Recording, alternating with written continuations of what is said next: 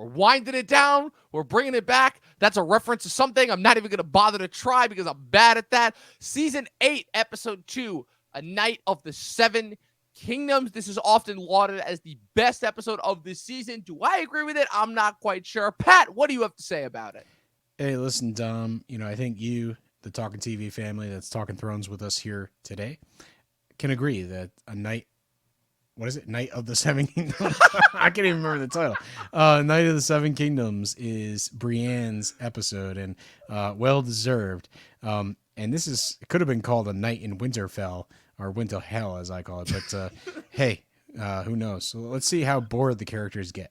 We've been doing this show for way too goddamn long at this point. All of that and more on today's episode of Talking Thrones.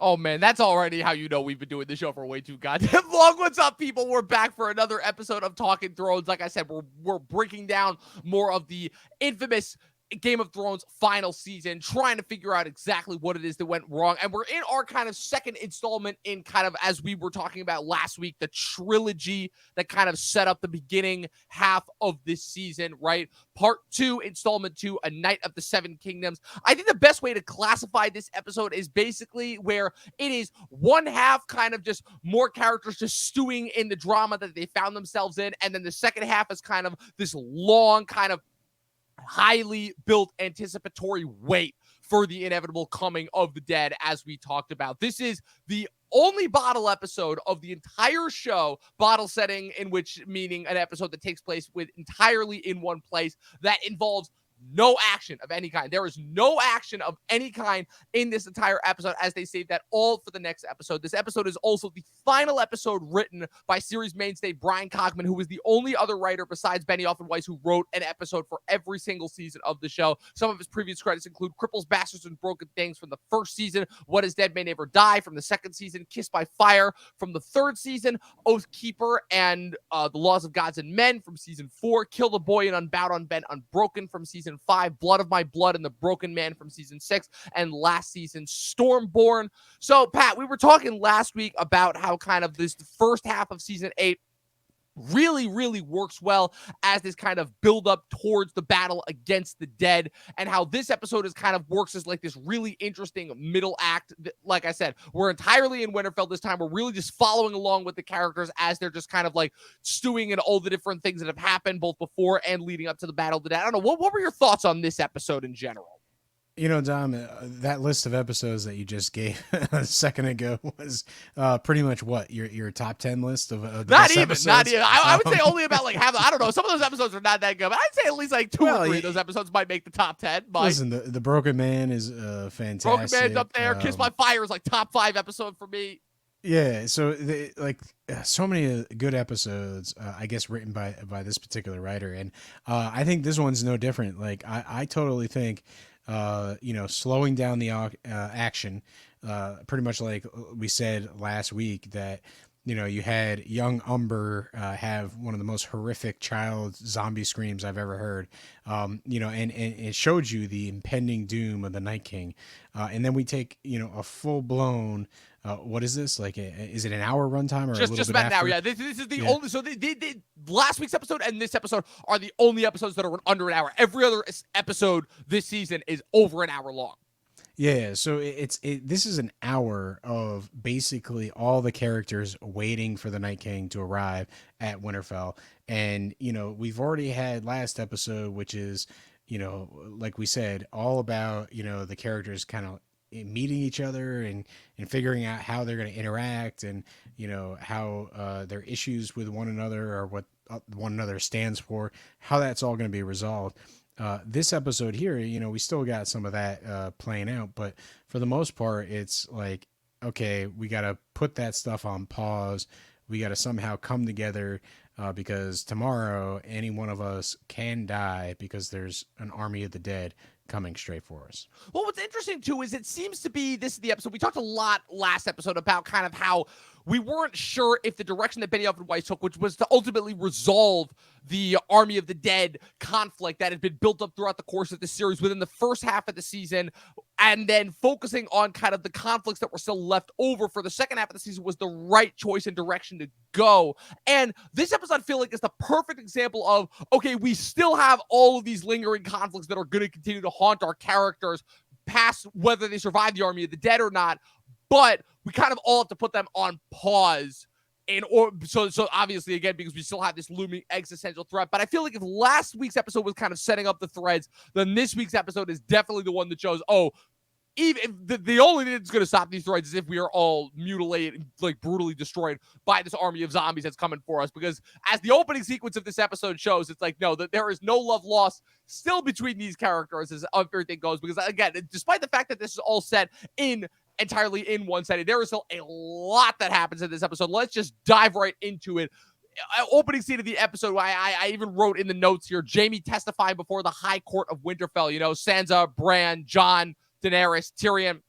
He's basically, of course, been brought immediately towards them.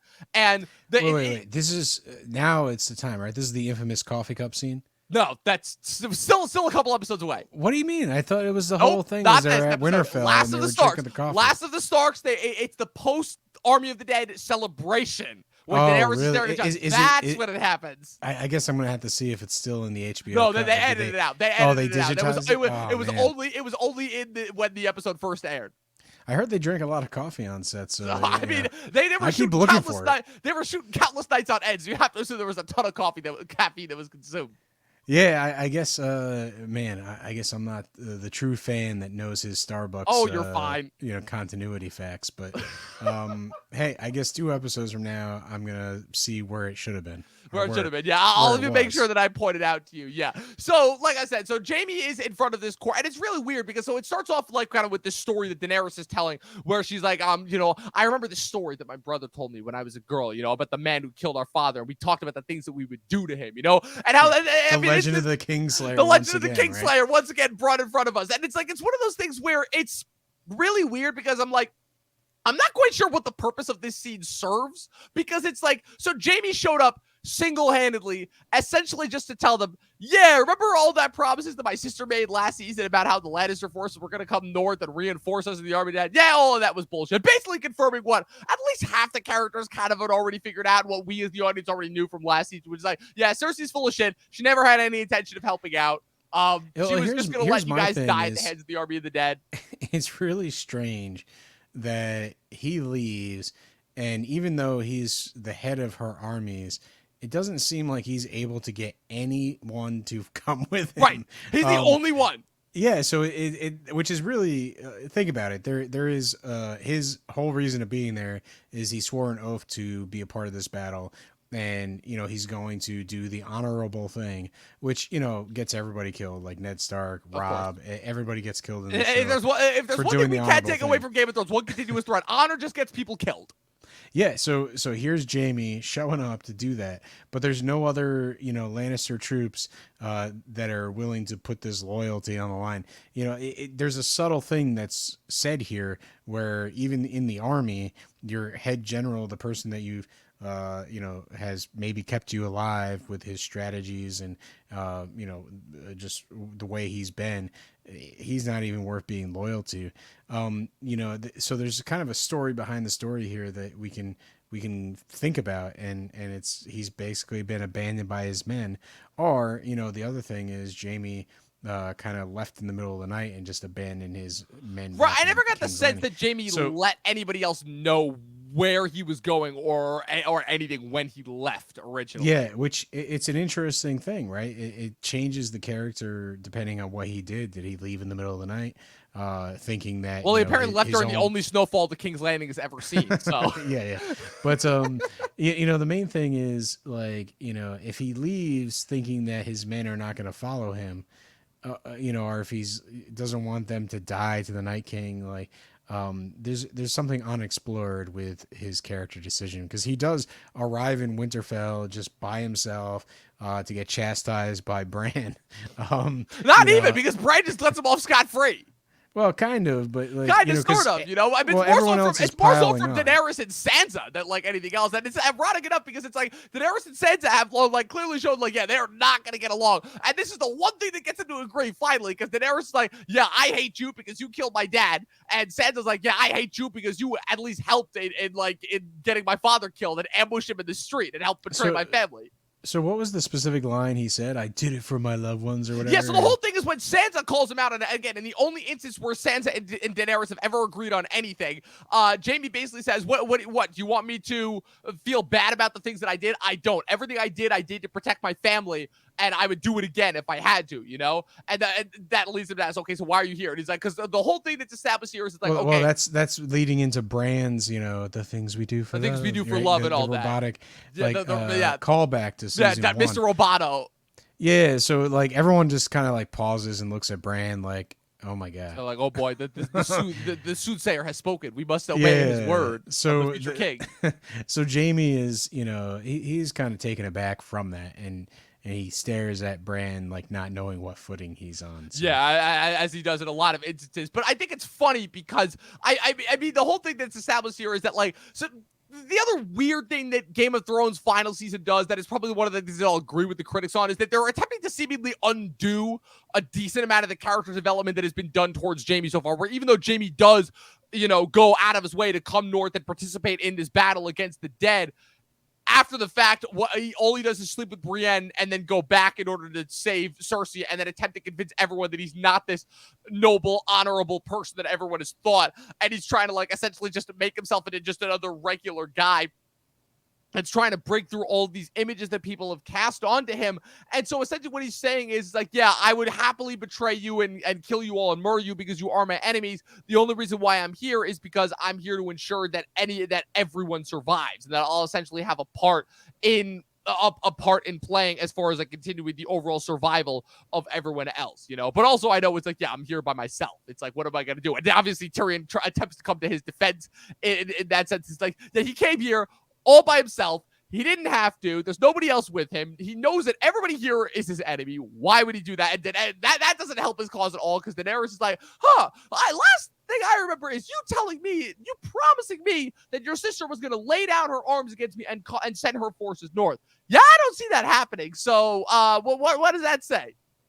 Yeah, you know, this is the scene I last week confused because, right, I watched all three of these episodes pretty much back to back, preparing for, you know, the beginning of the season 8 here, because all three of them are really binge worthy, and it's really one, you know, solid arc. And they're really good. Like the show could have literally just, you know, final credits at the end of the long night, and I would have been happy. I don't even need to see, you know, Cersei's has, you know, King's Landing. Daenerys and John don't care. It's like as far as I'm concerned, after the long night, the show's over. Doesn't matter. You know, it's basically you know, they're at a stalemate, and boom, that's the end of the show. You know, at least that's how I viewed it for the last couple of years. But the main thing is, you know, this is the scene where it's like Tyrion's like, oh well, I might no longer be the Hand. It might be one of you chumps, right? Because you know they're setting up the storyline that he's, you know, really embarrassed himself. He hasn't really been making the right decisions, or at least, you know, pushing Daenerys' agenda forward successfully. And, you know, this is something that is concerning for not only him, but, you know, everybody else. To say the least. It's definitely like a thing of where it's like, again, a big part of Daenerys' failures once she reaches Westeros is largely because of Tyrion, you know, and as we obviously talk about it once we get to the episodes post The Long Night, where Daenerys' whole thing is just like, yeah, nobody loves me as much as they love you, Jon. You know, you were natural born here. You know, you were the one that was warning everyone against the army of the dead. You fought to save them. You know, all I did was just bring some dragons and essentially help to participate, but they're only ever going to see me as a foreign invader. And I mean, I feel like, again, a large part of that is Tyrion, and the fact that everything that Tyrion said to go by the book, because Tyrion was essentially attempting to help her go through her vision as far as like, okay, going against what everyone would expect of conquering rules, but who knows? Maybe if she had done her role as a conquering rule, just taking the dragons, mowed through King's Landing. Who knows? Maybe she would have just, gotten her way like a lot quicker, and it would have established herself as a power and a presence that much quicker. And who knows? Maybe she wouldn't have had to go through all this extra hassle. Yeah, doesn't Jorah go up to Daenerys? Right, so that's the other thing, is that in Tyrion? Jorah's only real moment that he serves in this entire episode, other than awkwardly introducing Daenerys to Sam, unintentionally introducing the murder of his entire family.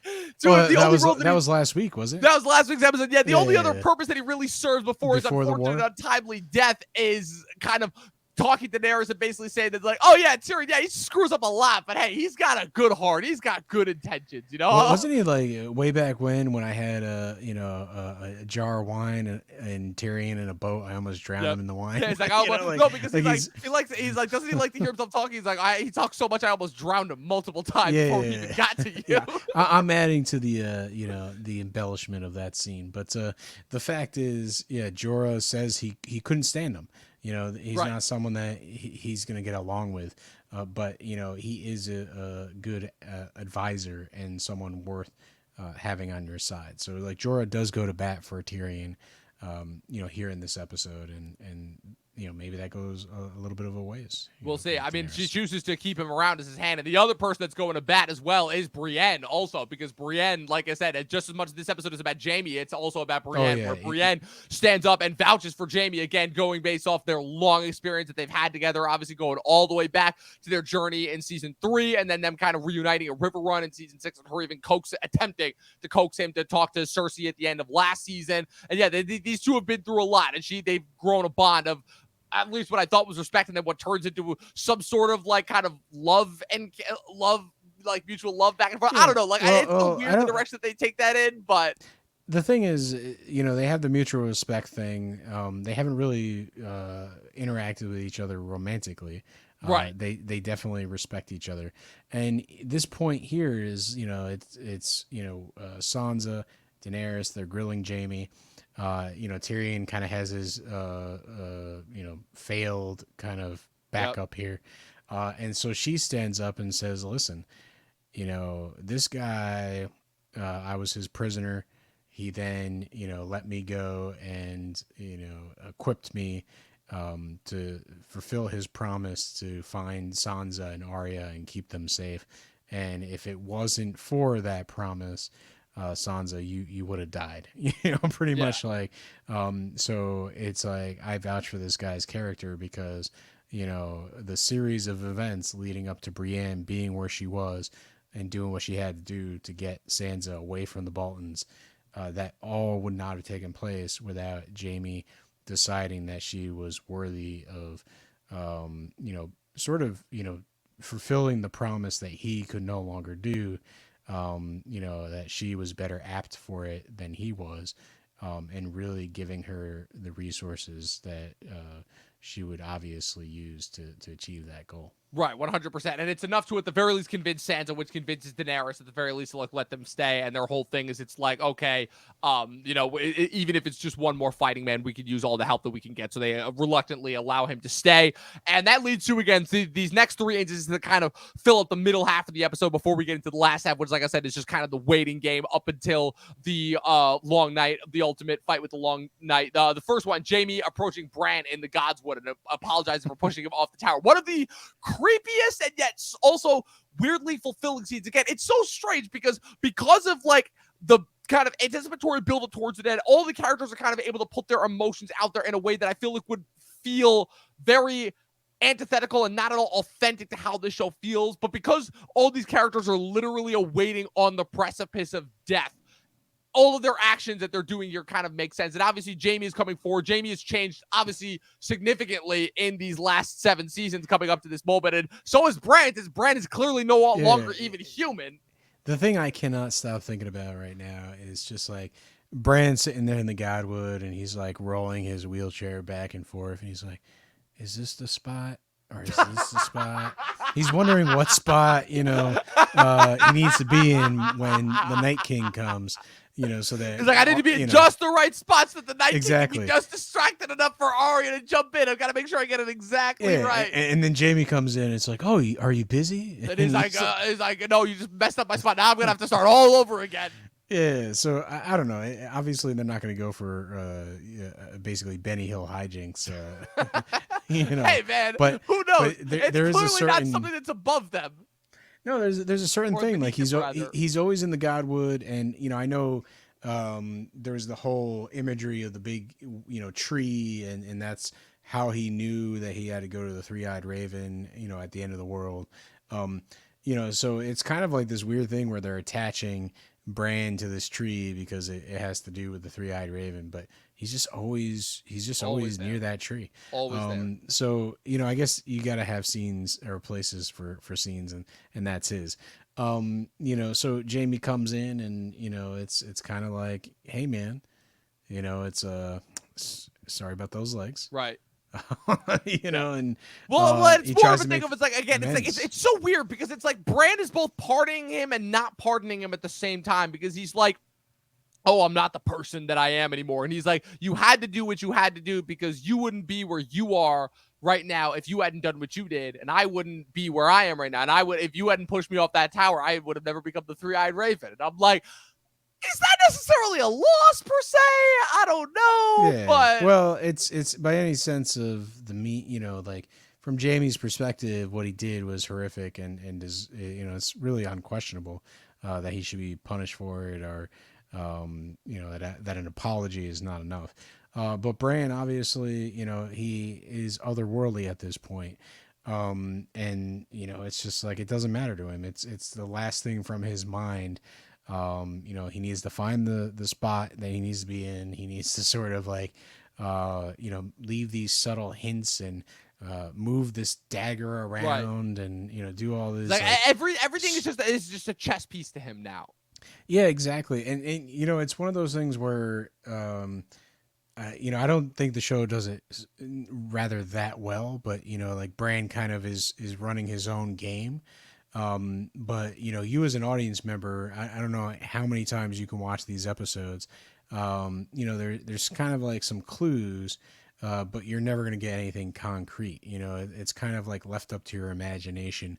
How much of Bran kind of rolling around and doing some backroom talking with his three-eyed raven sight. Is he really like setting up the ultimate final moment when the Night King gets his?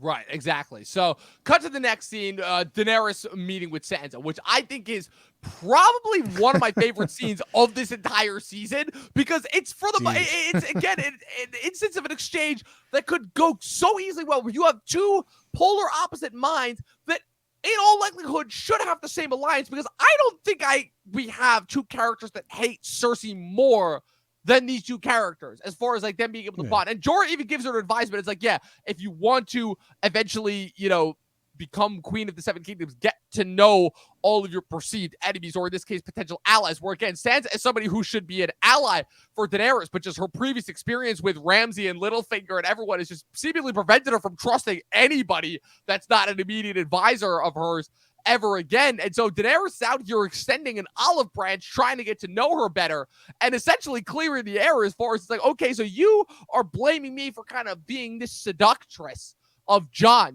when all I want to do is she goes full wordsmith, right? right. She's like, hey, all I want to do is bring my army here, and She's like, and I fight the brought my of the army. dead, She's like, and I brought my army here out of the goodness of my heart to fight the army of the dead for you, And it's like, I didn't have to. I could have easily kept fighting Cersei. Jon was the one who came south and convinced me to come up. So really, who was the one that Twitter painted who, if we're gonna bring in Bambi terminology here? Hey, listen. The main thing of this scene is it's like the battle of the bit lips, right? Because both characters at some point are just sort of like they're letting things out and they're kind of airing some grievances. But it's like they can only go so far, right? Because they're both in a certain position. Like Daenerys is in Sansa's home, and without Sansa's support, things can turn really bad really quick. Yeah. And Sansa's in a position where if Daenerys wants to burn them to the ground, she could just do so. So, Yeah. It's one of those things where it's almost like mutually assured destruction at this point. And so they don't want to say something that's over the line.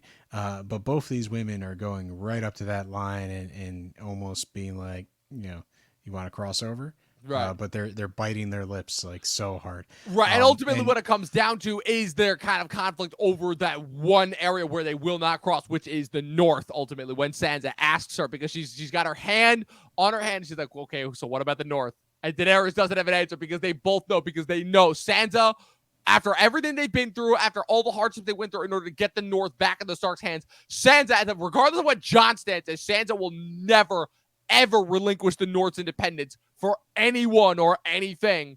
But on the other hand, Daenerys knows that the North, at least in her mind, that the North is still one of the even though there's a little bit of quibbles as far as who settled everything, right? The first men technically settled the North before the rest of the Andals came over and settled the rest of the Seven Kingdoms, but the Targaryens were after all of them. So in the Targaryens' mind, all of the Seven Kingdoms belong to them. So Daenerys knows that the North is part of one of those Seven Kingdoms. That's just the point where it's just like that fine line where they just cannot agree. And that's kind of where the barrier ultimately breaks down. That unstoppable force meeting that immovable object, if you will.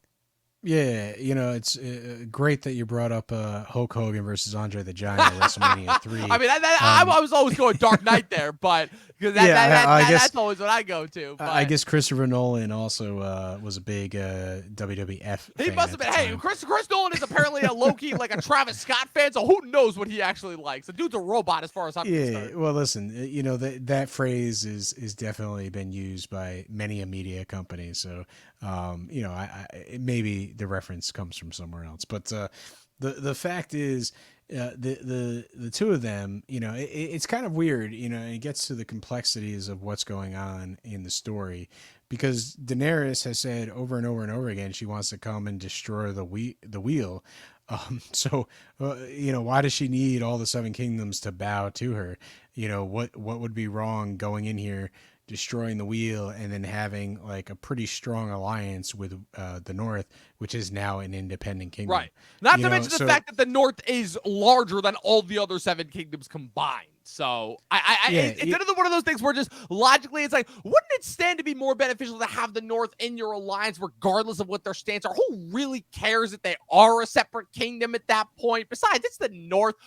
It's snow and ice. Who really cares, Yeah, if anything, like, I think Daenerys would be like, hey, listen, like, the Iron Isles gets a big chunk of the West, of the North.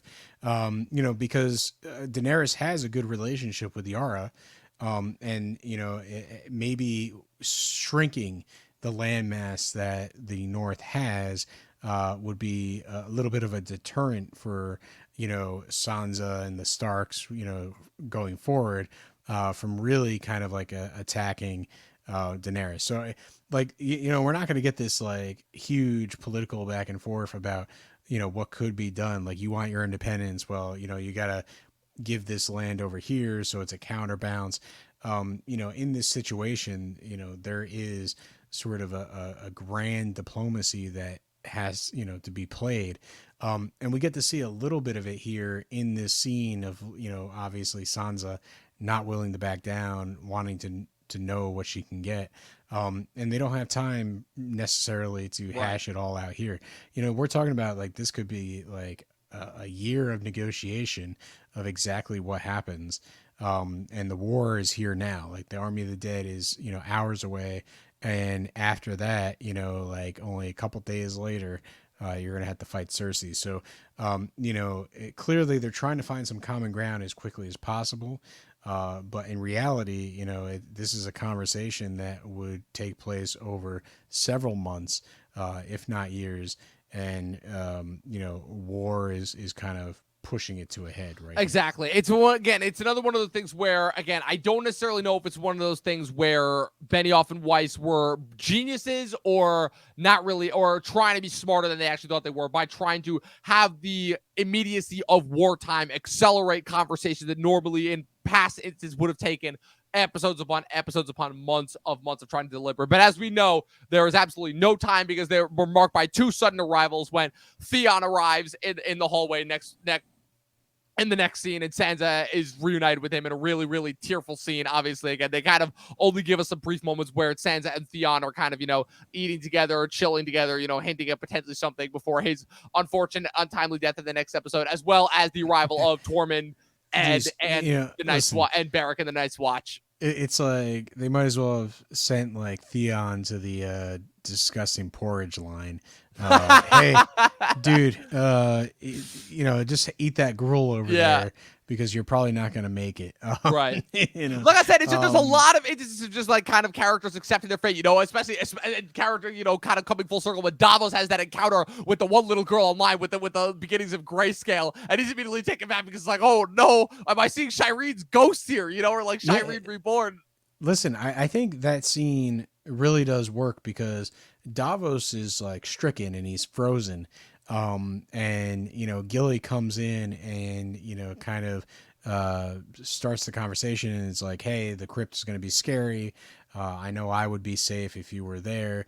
So like Davos doesn't know what to say. He's frozen in his steps, and Gilly comes in, and it's a team. Like, eventually Davos snaps out of it and he figures out what to say. And I think this is one of those like very humanistic moments where, we understand, that it was a very traumatic event for Shireen to be burned alive, and like Davos can never get that out. And also the fact that Davos is that traumatized over an event that he was not there to witness as well, because Davos obviously was at the time was on his way riding north in order to attempt to gain reinforcements from the wall. Exactly. So, it's one of those things where, these moments are peppered in throughout the series, and that's exactly what this is, it's just an interesting moment that allows some interaction between Gilly and, Davos. It also kind of, gives you sort of a focus on the crypts, right? It's like they're going to be hiding down there, and it kind of like explains that, without necessarily just showing everybody filing in. It's kind of like a small story beat in this episode that kind of sets it up that, there's going to be people hiding, and, hey, the warriors, so to speak, better win this, because hiding in those crypts, you might as well be. We'll get to that once we break down some of the logistical story flaws of next episode. But like I said, Tormund, Beric, and the Night's Watch, they've all arrived. They reunite with Jon and Sam. They're like all like kind of the previous warriors/fighters of the North. They've arrived, and they're like, like I said, they were able to achieve their goal. They circumvented the army of the dead at last hearth, and they were like, Tormund's like, if you ain't here now, you ain't coming. Yeah. Like that. Pretty much. That phrase, man, is chilling, because it's in the middle of this episode that, a lot of stuff is going on, and, all of a sudden Tormund comes in and just lays the truth down on. And I will say credit where credit is due, because I feel like a lesser show would have been like, oh, we have to try and send out a party in order to recruit any last living warriors. But like, this is Game of Thrones, where they're like, okay, if they say that they're gone, they're gone. There's no point trying to get anyone. I think that's the purpose of the zombie Umber Jr. Scene last episode, is that people were out there, and now they're returning, and there's no hope for anybody that's not at Winterfell at this current time. Absolutely, yeah. So they warn them. So naturally, that leads to the War Council. Again, they're preparing. They're getting ready for the fight. It's kind of crazy to see that like that many characters around the war table. We're like, wow. With the exception of like Alice Karstark, we know, and Lord Royce, we pretty much are like very familiar and like kind of very emotionally attached to every one of those characters. And at the time, not knowing that there were really only going to be like 2 characters in that whole room that died, we were like, we didn't know. Like, we were expecting like at least half those characters to die in the next episode. So that's obviously kind of where they come up with their plan. And Bran kind of sort of reveals some motivation for the Night King, which is why the Night King is so hell-bent on getting to him, which is like, oh, I am the world's memory, so therefore the Night King is coming to me so he can snuff me out and conquer and destroy the world. And it's kind of a weird scene. It's weird. It's a little bit too philosophical for its own good, but I get the intent of where it's going for. I think this is sort of, likely the weakness of Bran's storyline is that, he has this magic and he's kind of like utilizing it to move these pieces into place. And then it gets to this scene and, everyone's like, okay, we might be able to kill the Night King, and then that will insta kill everybody else because Right. of, he's like a vampire all of a sudden. Right. Well, So like, again, the phantom menacing of it all, where it's like, oh, he yeah, created them all, so if we take him out, that takes everyone out. yeah. So there's a conclusion to this, and then Bran's like, I'm gonna go sit by that tree because guess what? I got this mark on me, and it's like, Bran, what a way to drop some information that would have been relevant like years ago. Like they could have chosen anywhere to have their last stand if they can lure him there. I guess Winterfell is going to be the most protected, but like if the Night King's going to go after him, like why not set Bran somewhere up and ambush the army of the dead? Right, exactly. So that kind of leads to, obviously, again, like just everyone is now preparing. They're in this weird spot of like sleeping, not sleeping, just getting prepared, all that. And it leads to some interesting revelations, some interesting battle prep. So obviously, let's talk about Arya first before we get to obviously the Jenny Song and kind of council scene, because Arya in this episode, it's like, they were just kind of struggling because they realized that, like, okay, with the exception of Arya killing the Night King, we really don't have that much for her to do. And so this is what led to another moment that a lot of people online complain about, which is her sleeping with Gendry. Yeah, but first, it's all about her special weapon, which is her special weapon. And like I'll say that the scenes with her and Gendry at first I thought were pretty good, where she's like trying to understand the dead, for lack of a better word, so she can understand the enemy. And like I thought that there was some pretty good stuff there, where Gendry's basically breaking out. It's like, yeah, this isn't like overcoming any force that we've had. Like this is literal death. Like he doesn't know how to describe it, even though he's fought them up close and personal. But like she sort of kind of understands as far as like sort of dealing with the many-faced God, the fact that they do worship death to a certain extent. So she understands it's like, okay, this is not like, this is a force that we're overcoming, not just like any living thing that needs to be snuffed out. So she kind of is looking forward to that as far as a challenge goes. So that part I thought was actually pretty cool and made sense. Yeah, no, and I think it's one of those things where it's like, please make this weapon, and then she obviously throws the dragon glass and hits the bullseye like 3 times, and then he's just like, I'll get on that right now. Yeah. So there's a good back and forth leading up to the I guess the I don't even want to call it seduction scene because it's pretty like straightforward. Yeah, it's very straightforward to the point. She's taking out the gloves and everything. Yeah, I still don't even know. Also, weird, we're skipping one of the parts. It's so she's on top of the battlements, and she's on top of the battlements. She's talking with the Hound, and as far as it's like the Hound and Beric, and once again the Hound is making fun of Beric for his endless prattling on about the Lord of Light. He's just like, your priest isn't here to resurrect you this time, because if you keep talking about that, you're going over that wall.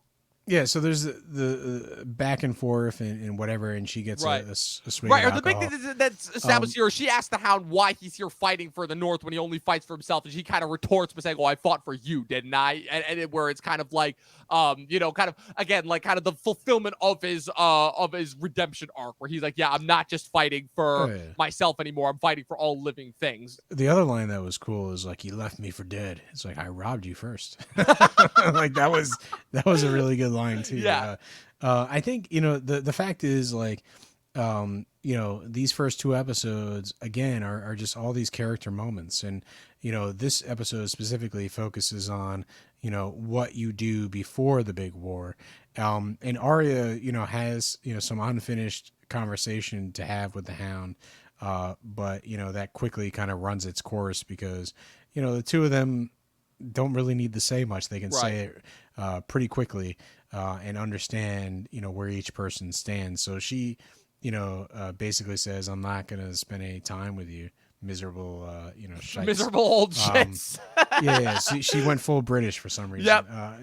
Yep. That's me trying to soften the blow. Expletives are not the best. They're not your cup of tea, to say the least. No, it just it's no longer a clean show after that, which I guess this podcast hasn't been the cleanest. It hasn't been since minute 1, so but hey, some people appreciate a clean show, but the main thing is she just goes down to the basement and is like, hey Gendry, let's get it on.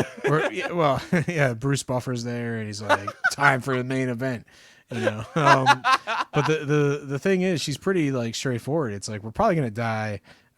It's like I'm relatively young. I've just been going Right. around learning how to fight and being an assassin. Like, Right. I haven't really been able to pick up any dudes. Like, let's Yeah, and just I do mean, it. she was 22 at the time of filming, so it's like, yeah, she was long past of age. But like, I don't Yeah. know, like a lot of people were Listen, complained because they're like, oh, it's so weird because we grew up with her, all that. That's a thing that goes back to like media of time, as far as like us growing up um, with people. But I think ultimately it kind of makes sense. Um, they kind of interacted with each other enough right, and in a kind of like close way that when they come back years later, they might be interested in each other for sure. I think it's just like, anything in season 7 and 8 is that there's not time for it to develop. So, it just seems like thrown in there. And, right, I can totally understand the argument of just like, whatever she a young character and she's still, perceived as relatively young, or, maybe the actor has grown of age, but the character itself, might still be, underage and, story wise. So, I can see where this scene, people might be questioning it because it's like it doesn't have to be in the show. Like right. it Like not literally, at all. Again, I feel like that could be said about like half the sequences in this season. It's like for such a short season, like yeah, I feel like half these sequences didn't need to be there, but they just put them there for like just kind of because they could, for lack of a better word, because it's the last season, and yeah, because they don't actually have that much story, so they're able to kind of flesh out these episodes with all of these character moments. For, obviously, you that's know. gonna earn some criticism from a lot of people, but I don't know. Like it's one of those What I instances will where it's like, say is that the way this episode is structured is basically you have all these main characters in Winterfell, and you're gonna see what they do that evening. So if she and Gendry weren't going to do this, what were the two of them going to do? Like play cards in the tavern. Like it's one of those things where there's a deliberate task of seeing like how each person deals with the dread that's coming ahead. And this is the way that Arya is going to deal with it, and Gendry is he's a willing participant. right, absolutely. So then we cut to so we have that sequence. Then we cut to obviously the infamous, sitting around the fireplace, Jaime and Tyrion kind of sitting there. Oh, More reminiscing is the best going scene of on. the The series. best Let's scene of the face of it. the series, as a lot of people have kind of come to it, the Jenny song moment where they all filter in Brienne, Pod, Davos, Tormund. They all kind of like are reminiscing, talking about. Tormund tells a hilarious story about how he got his nickname Giant's Bane, which is he told a lot earlier in the books. It's just absolutely Dude, ridiculous. that scene is just fantastic. He's like, I brought my own alcohol. Um, Out of his giant horn. yeah, and he's clearly trying to impress Brienne, Right. with this like crude story of how he killed a giant and then crawled into bed with the giant's wife, and the wife thought he was a child for like what was it, like 6 months. Something like that. And so he's so strong because he was drinking her milk, and from the breast, and it's so over the top. And then he like takes all the alcohol and just like chugs it. It's going Yeah. all over the place. Like he has no like. He's not reading the room in Right. terms of the fact that these are. But he also all knows he people. doesn't. But also he knows he doesn't have to because again, Exactly, they're all exactly. they But could all be dead by the morning. So who cares? well, it's like who's gonna say anything to him, Right. right? He can, Exactly. be unbashful about who he is, and basically just be like, this is me. I'm a Yeah. strong, wild guy, from above the wall, From above the wall. that's Yeah. going to take care of business tomorrow. And he's just telling this kind of, maybe borderline crass story, Yeah. that kind of shocks everybody. I think that's becomes Tormund's thing, in the last couple seasons, is to sort of just kind of size up characters by saying crazy things, like things that are gonna basically he's found that people south of the wall are easily kind of like shocked by things that he says, and I think he always is testing people, like, hey, I'm gonna tell this story and just Right. see them squirm a little bit. Going all the way back to season 4 when Eager was still alive, about how he had sex with the bear at one point, or supposedly had sex with the bear. But yeah, it leads to, again, one of the best moments of the whole show, when they kind of stumble onto the fact that Brienne's not a knight because she's a woman or whatever, and then Jaime's like, that's not entirely accurate. She's like, any knight can knight someone else. It's obviously that leads to him knighting Brienne in a really really touching and emotional moment that obviously we all know is so well earned, because if anybody on the show has had all the stones in order to earn the knighthood, it is Brienne, to say the least. So, Well, in essence, I think the fact that she does the honorable thing and steps up for him and vouches for him earlier on in the episode, and now like, we haven't really seen it, but they've kind of been like lurking around the castle all day, and here it is, they're staying warm and drinking and getting ready for the fight tomorrow, and this is going to be our moment where it's like he can finally sort of reward her for not only completing her task, but also for allowing him to join the fight, right. and really, she has proven herself to be a true knight, and yeah, he's right. He knows he's right. Everybody in the room knows he's right. It's just the audience knows for damn sure that this has got to happen.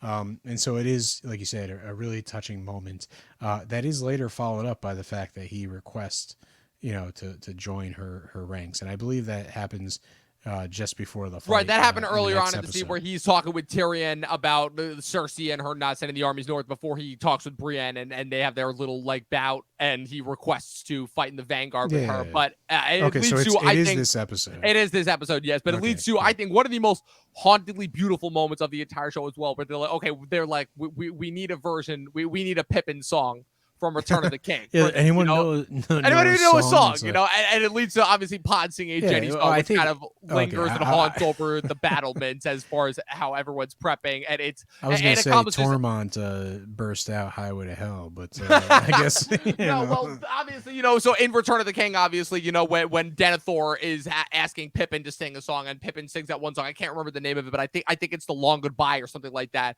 And so this is kind of the similar version of it. It's kind of like, again, this overhanging like kind of swan song that has this echoes of like ancient story contained within it, in order to like kind of sum up everything that our characters are going through. It's very melancholic, it's very deep, it's very foreboding, but it's also strangely soothing in a way, And so I think that it basically continues over a montage that gives us the lay of the land, of what's happening in Winterfell for some of the other characters.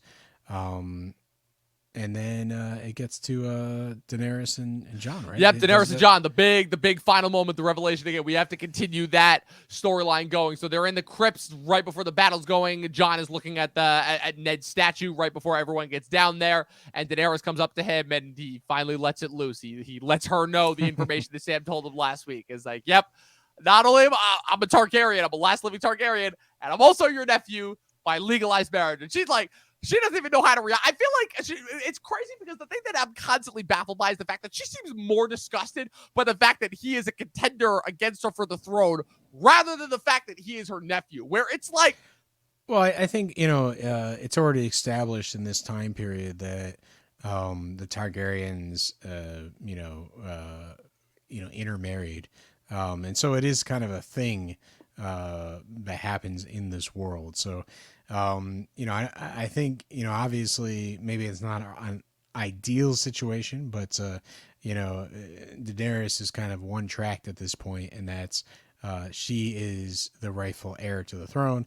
And this burst her bubble that's been happening for, 7 seasons now.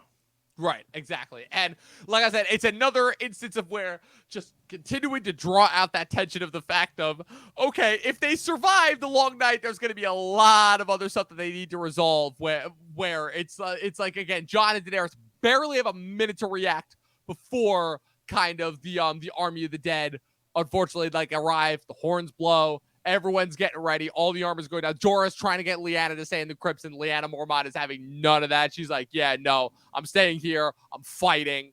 I'm leading this. And Sam's last moment with Jorah is where he gives him his father's sword, Heartsbane, in order to fight against the army of the dead with. And it's like, that's it. We're ready.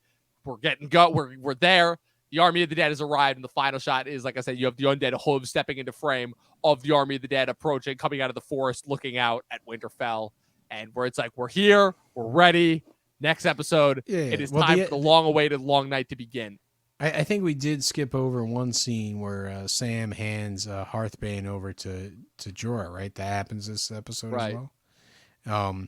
I think that is a really awesome moment because, when Jon tries to, hand the Mormont sword over to him, Jorah says, no, you earned it. And it's right.